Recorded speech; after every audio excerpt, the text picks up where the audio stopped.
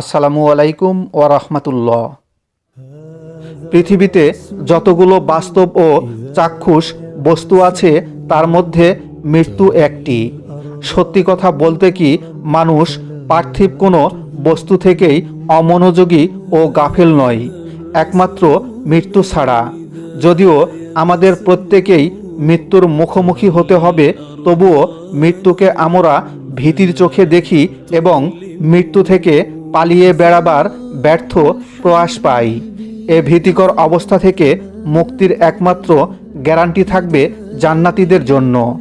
মহান আল্লাহ তাআলা বলেন, সেখানে তারা আর কখনো মৃত্যুর মুখোমুখি হবে না। পৃথিবীতে একবার যে মৃত্যু হয়েছে সেটাই তাদের জন্য যথেষ্ট, আর আল্লাহ তাদেরকে জাহান্নামের শাস্তি থেকে বাঁচিয়ে দেবেন। সূরা দুখান আয়াত 56। নবী করিম সাল্লাল্লাহু আলাইহি ওয়াসাল্লাম বলেছেন, যখন জান্নাতীগণ জান্নাতে প্রবেশ করবে তখন এক ঘোষক ঘোষণা করবে, হে জান্নাতীগণ, এখন আর তোমরা কোনোদিন অসুস্থ হয়ে পড়বে না, সর্বদা সুস্থ ও স্বাস্থ্যবান থাকবে। কোনোদিন আর তোমাদের মৃত্যু হবে না, অনন্তকাল জীবিত থাকবে। সর্বদা যুবক হয়ে থাকবে, কখনো বুড়ো হবে না। সর্বদা অফুরন্ত নিয়ামত ভোগ করবে, কোনোদিন তা শেষ হবে না, এবং কখনো দুঃখ ও অনাহারে থাকবে না। মুসলিম 2837, তিরমিজি 3246। মহান রাব্বুল আলামিন আল্লাহ তাআলা বলেন, আমি আমার নেক বান্দাদের জন্য এমন নিয়ামত তৈরি করে রেখেছি যা কোনো চক্ষু দেখেনি, কোনো কান শোনেনি, এবং এমনকি কোনো মানুষ তা কল্পনাও করতে পারে না।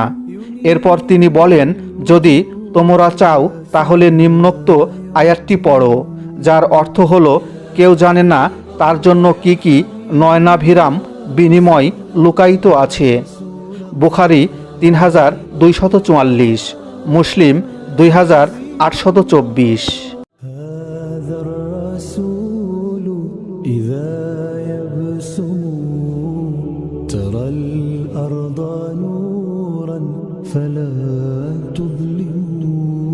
মহান আল্লাহ তাআলা ঘোষণা করেন, তারা সেখানে কখনো কোনো দুঃখ কষ্টের সম্মুখীন হবে না এবং কোনোদিন সেখান থেকে তাদেরকে বের করেও দেওয়া হবে না। সূরা হিজর আয়াত 48।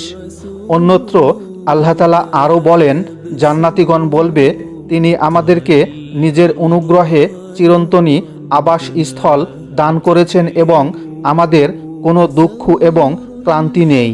সূরা ফাতির আয়াত 35।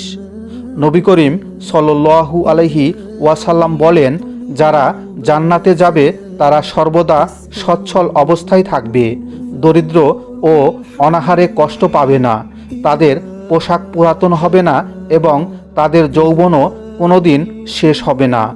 সেখানে তারা বেহুদা ও অশ্লীল কথাবার্তা শুনতে পাবে না। যে কথাবার্তা হবে তা ঠিকঠাক ও যথাযথ সম্প্রীতিপূর্ণ হবে। সূরা ওয়াকিয়া আয়াত 25-26।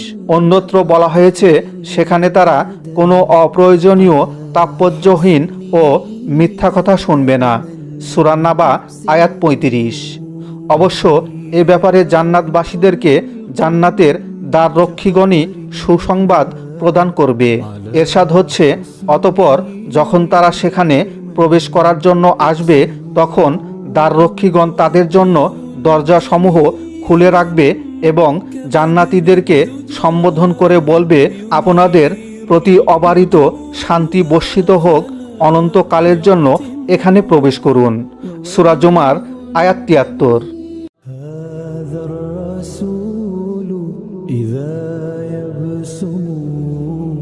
ترى الأرض نورا فلا